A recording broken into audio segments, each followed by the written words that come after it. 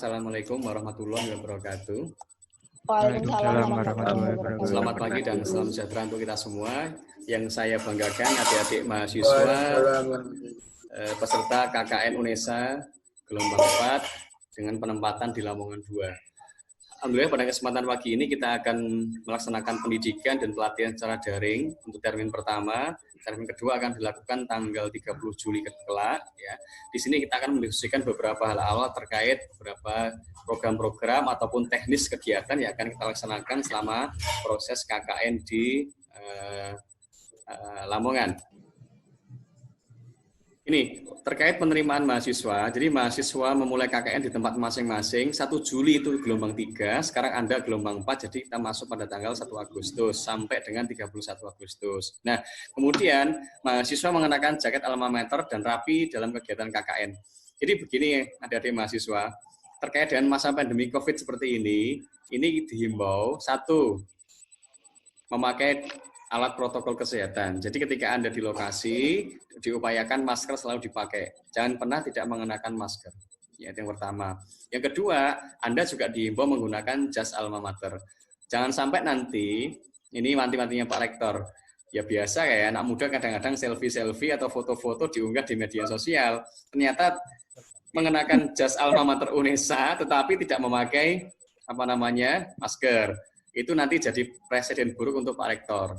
Yang kedua, juga posisi physical distancing, jaga jarak ya.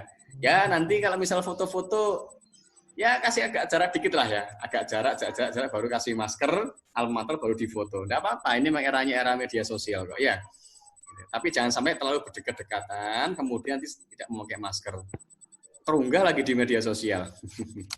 Kemudian bisa melakukan koordinasi sesama kelompok dengan mengikuti protokol kesehatan. Artinya begini, Pak Rektor mengatakan, kalau kumpul-kumpul di lokasi itu upayakan jangan melebihi 5 orang. Diupayakan, jangan melebihi 5 orang ya.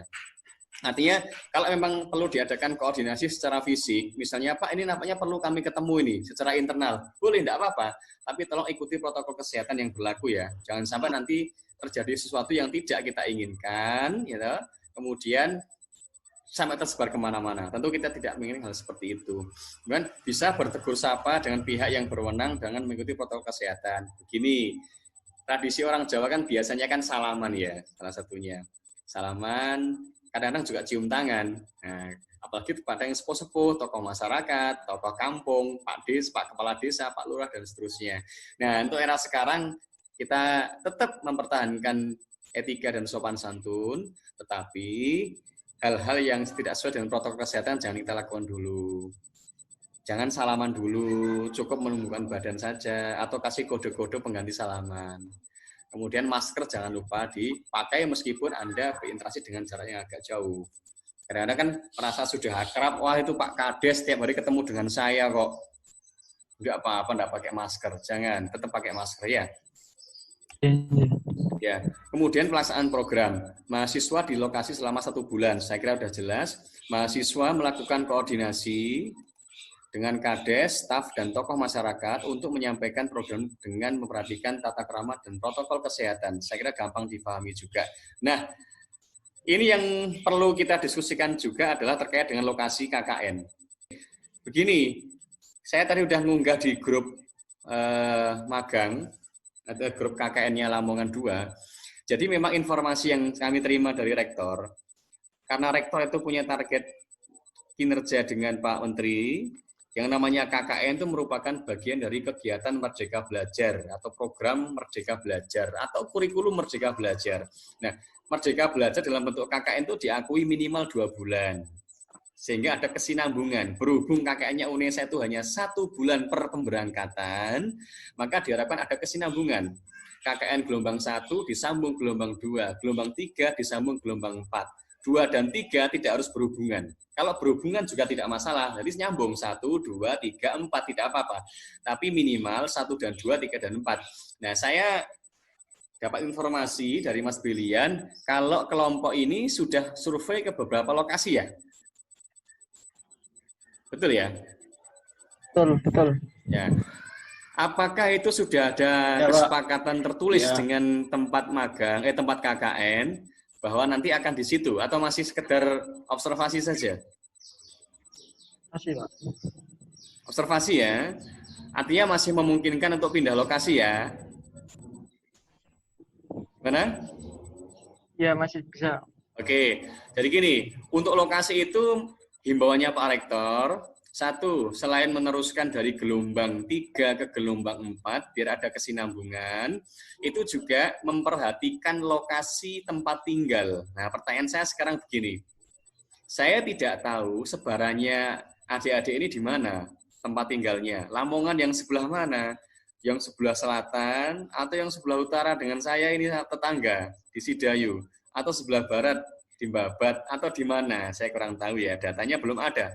Nah, saya akan memberikan informasi bahwa untuk gelombang 3 KKN Lamongan 2 UNESA itu lokasinya ada di daerah Sukodadi, Menongo. Kemudian yang kedua itu di Lamongan Paciran.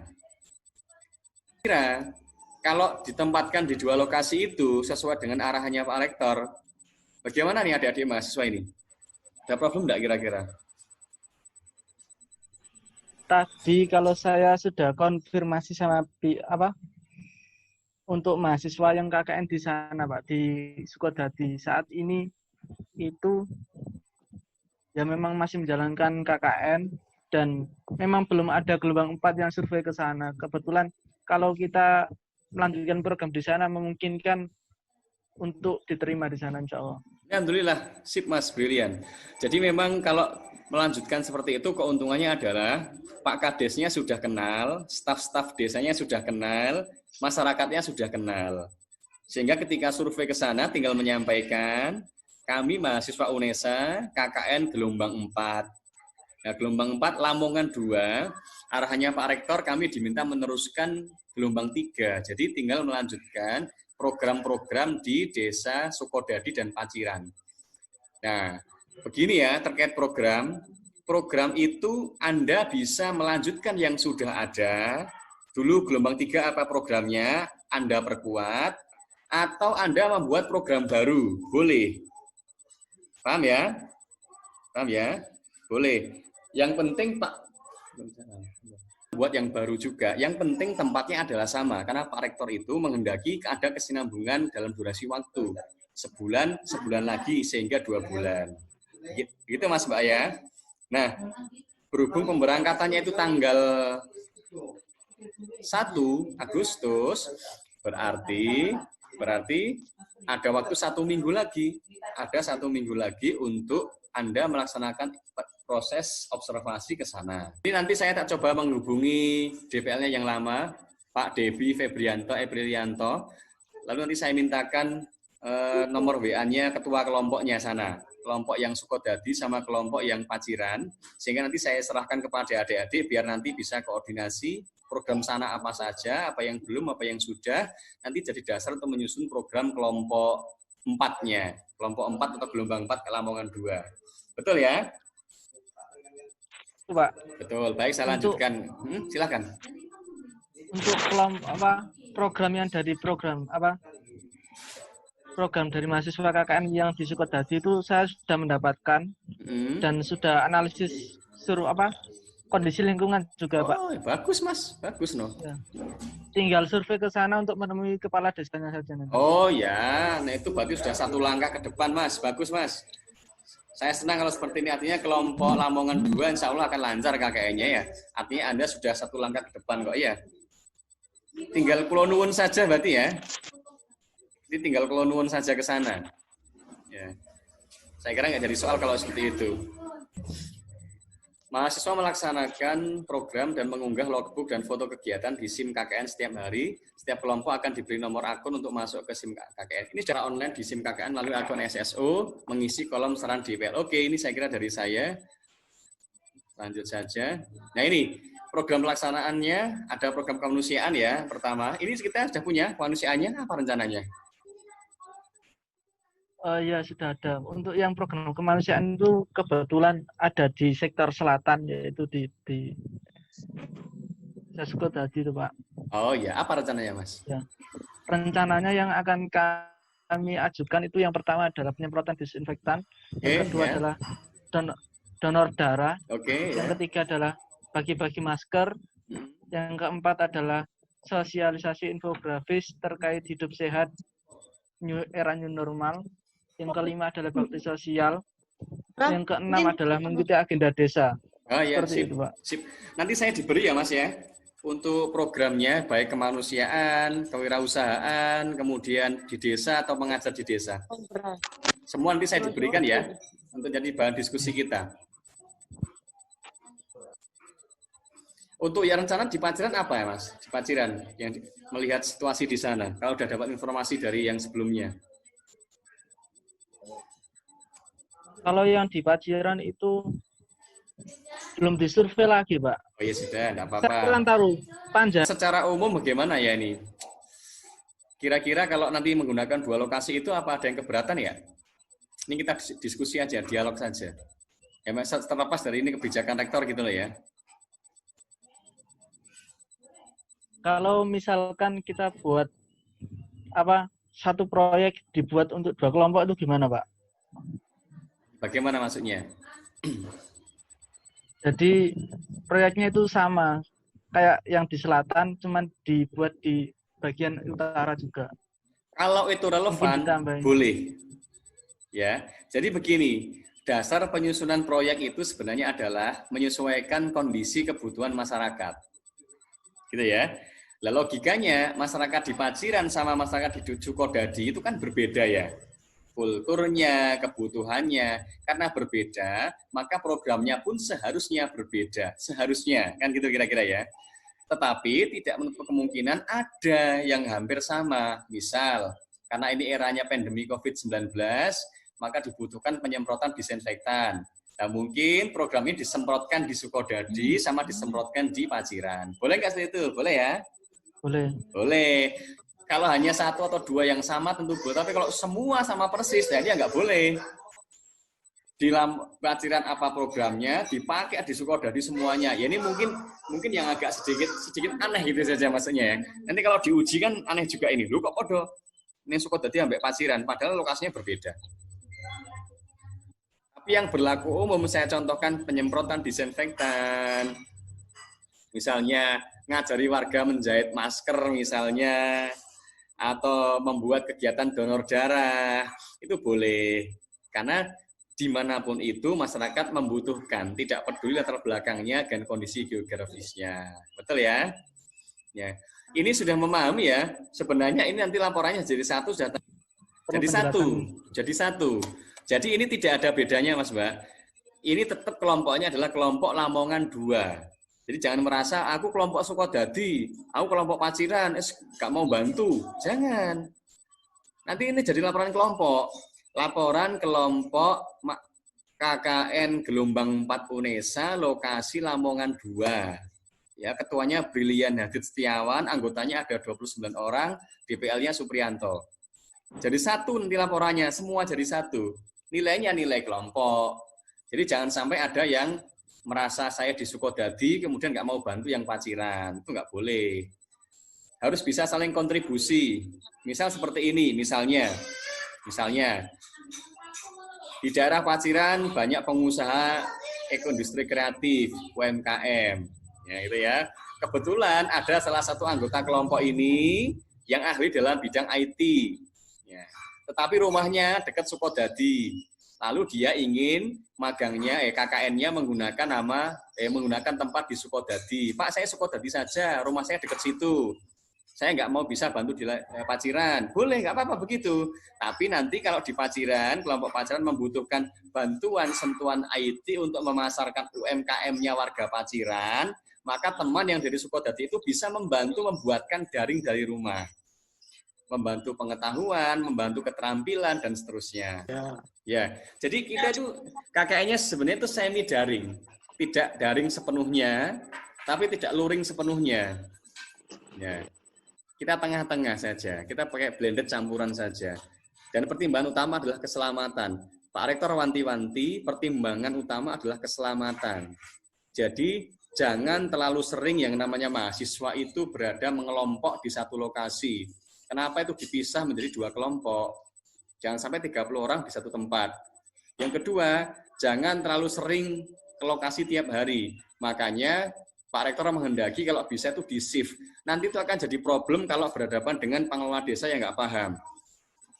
Sering ada contoh begini, namanya KKN ya tidur di sini. Ya. Tadi Mas Bria menyampaikan ya, ada satu desa yang oke dipakai tapi minta mahasiswa tinggal di sana nggak keluar masuk ya, betul ya? Betul ya? Benar. Nah itu Ya, malah benar, justru Pak. nggak boleh.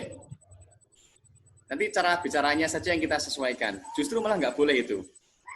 Kalau Rektor UNESA menghendaki, jangan ada yang tidur di situ. Khawatirnya kalau terjadi apa-apa, itu malah perspektifnya, jangan sampai UNESA itu dipermasalahkan atau jadi korban. Jadi menghendakinya nanti mungkin bisa di shift mungkin di Paciran 15 orang, Senin sampai dengan Minggu di shift. Mungkin Senin berapa yang datang, 1, 2, 3 orang, 4 orang. Nanti Selasa yang datang 4 orang atau 5 orang. Yang hari Rabu berapa orang. Begitu aja. Pengaturan tergantung kesepakatan masing-masing kelompok. Atau ada satu yang datang tiap hari karena rumahnya Paciran dekat situ, ya enggak apa-apa. Tapi intinya jangan sampai 15 orang datang tiap hari terus. 15 terus enggak boleh. Ya. Sesuai aturannya maksimal 5 orang ya, mengelompok maksimal 5 orang. Jadi dalam satu hari maksimal hanya 5 orang. Ya, nanti kalau ada acara desa yang membutuhkan banyak orang, misalkan Pak Kades bilang, "Mas, Mbak, ayo bantu kami acara 17-an." Nah, ini kan momentum 17-an toh. Kalian kan dapat momentum itu. Nanti coba komunikasi dengan saya. Enggak apa-apa, nanti kita atur lagi. Yang jelas ini ya antara kesepakatan kita ya. Ini bahasanya kesepakatan informal ya. Jangan sampai nanti kita menyampaikan ke Rektor UNESA ketahuan ada 15 orang datang semua ngelompok satu tempat. Wah, ini nggak boleh. Nggak boleh. Ya, jadi harus nanti tergantung bagaimana di lapangannya aja kita mensiasatinya. Gitu ya. Iya, Pak Pri. Semisal ini buat antisipasi saja. Semisal kalau yang di Nanjan itu tidak menerima KKN lagi misalnya, apakah kami boleh ke lokasi lain? Yang di mana, Mbak? Nanjan, Paciran. Paciran. Oh ya, kalau memang di sana tidak mau menerima lagi, ya apa boleh buat? Kita nanti harus ganti lokasi. Ya. Tapi nanti saya akan lapor kepada pengelola KKN bahwa ya di Paciran, desa tertentu tadi itu saya nggak tahu namanya, tidak bersedia untuk dipakai. Nah, itu kita punya tugas. Nanti tolong yang observasi, tolong ya, yang observasi ke desa, ketika menyampaikan bahwa ini gelombang 4-nya UNESA, lokasinya di Lamongan 2 di Paciran, hendak meneruskan program yang lama, ya sambung saja. Kok sana tidak mau menerima? Tolong ditanya apa sebabnya. Ya, nggak apa-apa kita ganti tempat, nggak apa-apa. Kalau kita tahu sebabnya, nanti laporkan ke saya. Nanti akan saya laporkan ke pengelola KKN untuk mengetahui apakah ada yang salah dengan KKN 3 kemarin. Gitu ya, itu rahasia kita. Nggak apa-apa, itu masukan penting. Kan kadang-kadang kan nggak mau dipakai lagi. Kenapa? Kemarin UNESA gini. Nah itu loh, maksud saya gitu loh ya. Jadi itu jadi evaluasi logikanya kalau tidak ada masalah dengan gelombang 3 kemarin, Paciran dan Sukodadi pasti mau menerima lagi.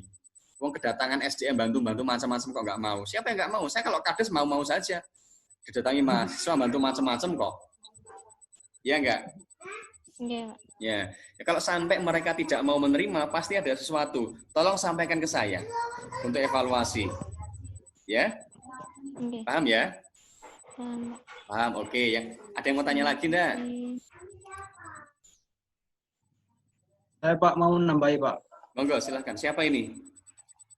Yusuf. Nah, Yusuf, silakan Mas Yusuf. Kemarin kan saya pernah ke sana main-main ke KKN Paciran. Oh iya, gimana? Dan itu ngambil tema dan itu ngambil tema kemanusiaan. Sempat itu sih ngobrol-ngobrol sedikit. Ya warga katanya enak. Oh cuman nggak tahu ini guyon apa enggak. Katanya nggak boleh ke sana lagi soalnya nanti dibanding-bandingkan. Ini ngobrol sama teman saya sih. Ini yang nggak membolehkan siapa? Mahasiswa yang gelombang 3 atau desanya? Mahasiswanya. Mungkin guyon aja sih. Ya itu itu enggak bener itu. Itu takut kesaingan aja bahasanya itu. Enggak gitu cara berpikirnya itu ya. Ya, khawatirnya nanti gelombang 4 lebih bagus dibanding kami, nanti kami dijelek-jelekan gitu ya. Enggak. Iya. Justru maunya Pak Rektor itu ada kesinambungan. Gelombang 3 kemarin apa, gelombang 4-nya apa, sehingga laporannya ada 2 bulan penuh. Melanjutkan, kita bahasanya bukan dibandingkan, melanjutkan. Anda kelak kalau ngomong sama gelombang 3 juga jangan terkesan merendahkan. Gonmu ini temandangnya kok seperti ini tak perbaiki. Oh, jangan. Dia tersinggung. Gunakan bahasa-bahasa yang halus saja. Terima kasih ya Mas ya Mbak. Kemarin sudah membuka akses di gelombang 3 di Paciran. Ini saya enak tinggal meneruskan saja. Insya Allah saya lanjutkan ya. Yang baik-baik saya lanjutkan, yang kurang-kurang saya tambahkan. Kita ini satu kelompok, satu tim UNESA semua. Gitu saja. Ya. Paham maksud saya? Paham? Ya, Bang. Asalkan desa tidak menolak, lanjutkan di situ. Ya, kalau tidak usah pedulikan gelombang 3 kemarin ngomong apa guyon-guyon, coba enggak. Jangan. Ya. Yang penting desa tidak menolak, ya. Oke. Ini untuk program-program ini saya kira sudah paham semua, program 1, program 2, program 3. Lengkap semua. Atribut sudah punya semua ya? Ada yang enggak punya? Topi boleh punya, boleh tidak. Yang wajib ada itu alma mater. Jadi setiap ada foto-foto kegiatan harus memakai alma mater. Jangan sampai tidak memakai alma mater. Kemudian laporan disusun sebelum mahasiswa melakukan seminar hasil. Nah, nanti untuk seminar hasilnya kita tunggu saja kapan kepastian tanggalnya. Ya. Kemudian biasanya akhir kegiatan atau pasca penarikan. Laporan ditandatangani oleh Kades dan DPL saya kira jelas. Laporan berupa logbook dan daftar hadir lampirannya ya. Logbook jangan lupa. Ini jadi masalah. Jangan suka gampang no. Gampang tuh begini. Gaya logbook harusnya sehari sekali, dia buatnya nanti seminggu sekali. Atau yang parah, buatnya itu sebulan sekali. Nah, ini parah sekali. Ketika mau laporan baru buat. Saking paniknya kadang-kadang karena dia tidak buat tiap hari, lalu ngopi punya teman, kemudian dia tulis apa adanya. Ini bahaya. Karena nanti tim koreksi akan mengoreksi, tidak mungkin setiap mahasiswa kok kegiatannya sama persis, pasti ada perbedaannya. Nah, kalau sedikit-sedikit mirip sih nggak apa-apa. Saran saya, rajin-rajinlah daripada repot di belakang. Tiap hari apa yang dilakukan? Buat logbook. Nanti tinggal dikumpulkan saja selama 1 bulan, itu selesai. Kemudian, ini untuk filenya MS Word jelas. Kemudian untuk ini seminarnya online ya. Ini pakai Zoom atau Google Meet, nanti gampang bisa kita atur tanggalnya menyusul. Artikel atau ringkasan KKN saya kira bisa nanti saya pandu buat artikelnya ya. Setelah mendekati hasil akhir, ini teknis saja. Seminar bersama DPL bisa melibatkan mitra dampingan. Nah, nanti kalau diperlukan nanti kita bisa mengundang mitra gabung dalam Zoom atau Google Meet yang kita buat ketika proses seminar. Kemudian mahasiswa wajib mengakomodir masukan dari peserta. Saya kira ini biasa saja ya, artikel teknis saja. Kemudian kegiatan KKN didokumentasikan ke dalam bentuk video yang menarik dengan durasi lebih dari 3 menit dan diunggah ke channel YouTube. Ini yang YouTuber ada nggak ini yang YouTuber ini? Ada nggak YouTuber ada ini? Iwan. Nah, ada Iwan, Pak. Mas Iwan, mana Mas Iwan? Mana Mas Iwan? Boten, Pak. Nanti Mas Iwan, Pak. Ini yang untuk kelompok Lamongan 2, saya mau kita harus bagus ya. Bagus kegiatannya, bagus pelaporannya. Karena eranya sekarang era pencitraan. Bagus kegiatannya saja tapi tidak bisa mengemas laporannya, percuma saja orang nggak mengenal. Tapi pinter buat pencitraan tapi nggak bisa kerja, sama saja itu bohong. Ya, saya mengharapkan Lamongan 2 ini ya itu ya bagus kerjanya, ya bisa mencitrakan dengan baik sehingga ini era yang medsos kita butuh youtuber untuk aktif di media sosial. Ya, kira-kira gitu. Saya kira hari ini cukup seperti itu. Mungkin ada yang mau ditanyakan? Ada silakan. Pak, mohon izin bertanya. Terkait untuk pembuatan proposal juga apakah jadi satu seperti halnya laporan meski kita itu dibagi di 2 lokasi. Oh ya, ini nanti akan saya tanyakan dulu ya ke ke tim KKN-nya. Saya tidak berani menjawab. Untuk laporannya sudah pasti jadikan satu laporannya. Nek proposalnya apakah dipisah atau tidak? Logikanya tetap jadi satu, tapi isinya itu merangkum di 2 lokasi itu. Jadi isinya mana yang bagian Paciran, mana yang bagian Sukodadi. Tapi jadi satu cover. Kalau jadi 2 cover berarti ada 2 kegiatan KKN, kan tidak mungkin. Ini cuma Lamongan 2, jadi hanya satu kelompok saja. Jadi kalian itu sebenarnya adalah satu kesatuan 30 orang ini. Jadi saya pahamkan lagi, bukan dipisah jadi 2. Oh, aku kelompok Sukodadi, aku kelompok Paciran. Enggak. Itu hanya untuk membantu memudahkan saja ke lapangan. Gitu ya. Ya, ada lagi yang mau tanya? Silahkan kalau ada.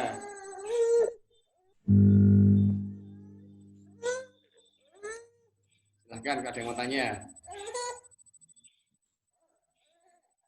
Itu Pak, surat perizinan yang di SIM KKN itu belum diupdate Pak. Gimana? Surat perizinan. Surat Yang di SIM, perizinan. itu masih yang di gelombang 3. Gelombang 4 belum diupdate.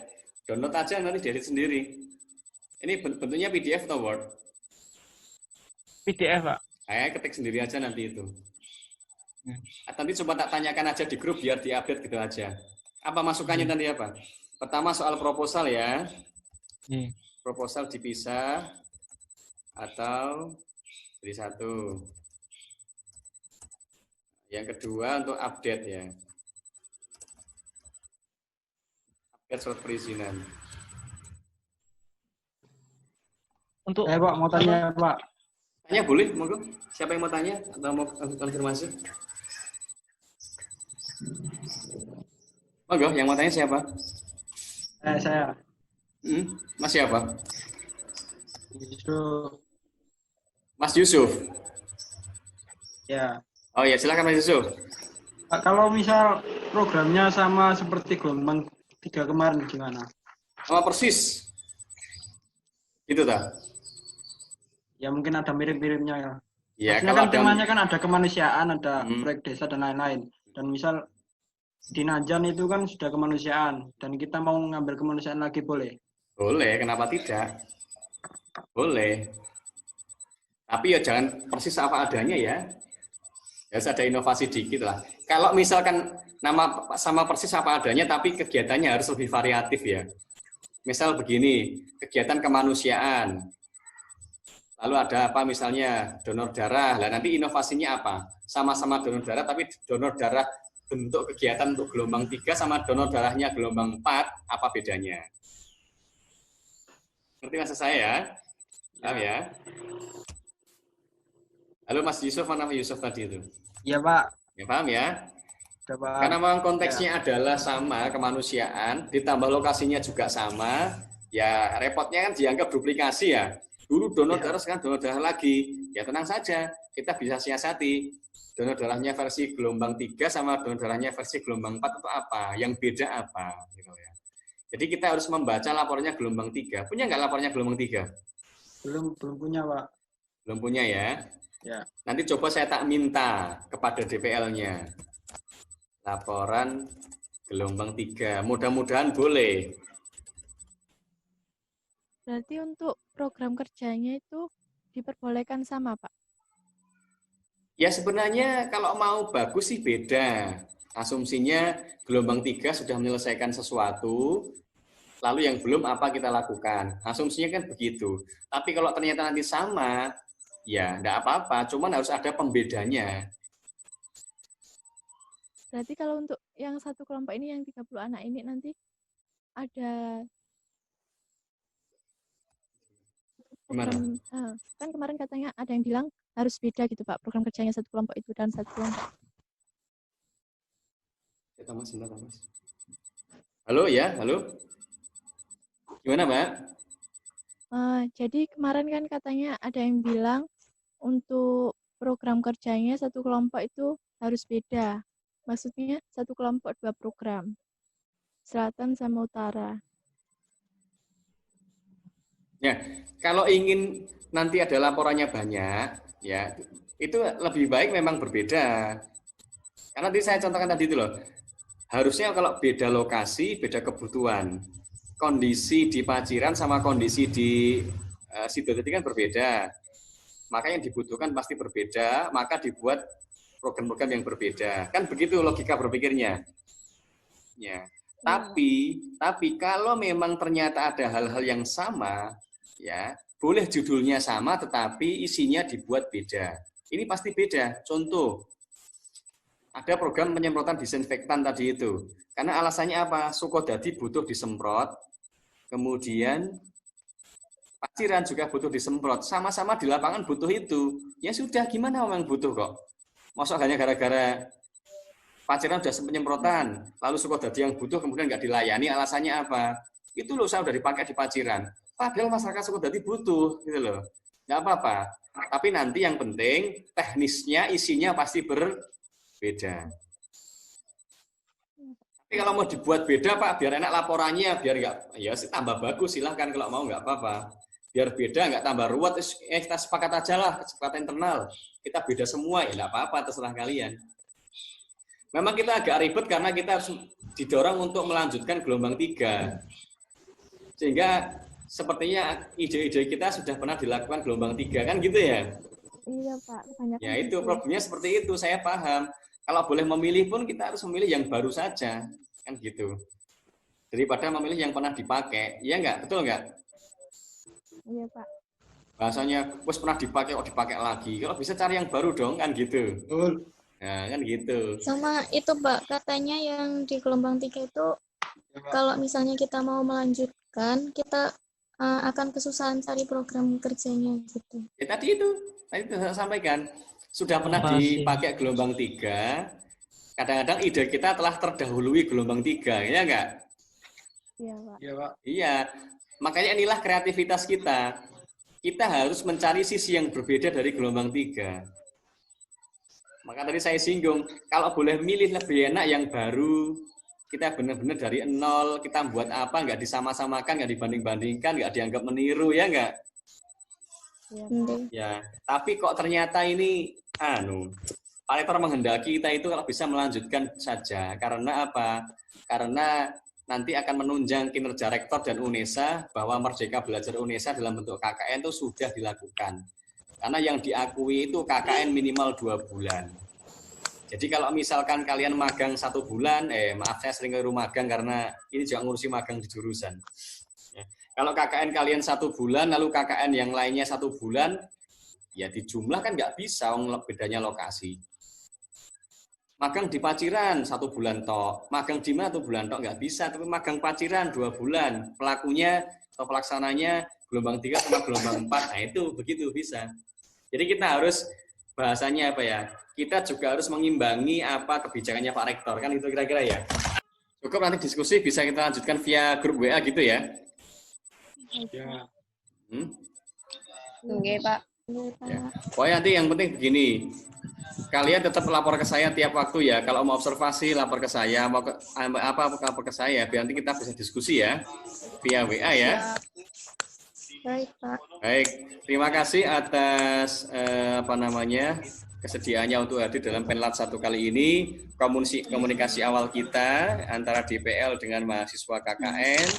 Nanti kita lanjutkan diskusi kita dalam pertemuan daring versi grup WA. Mudah-mudahan kita bisa memberikan inovasi-inovasi yang sekiranya bisa membantu masyarakat di 2 desa tersebut untuk mencoba membantu mengentaskan permasalahan di situ.